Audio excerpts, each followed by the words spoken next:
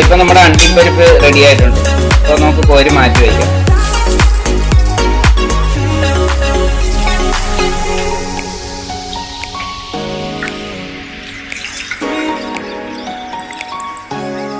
അടുത്തതായിട്ട് നമുക്ക് കുറച്ച് തേങ്ങാക്കൊത്ത് വറുത്തെടുക്കാം.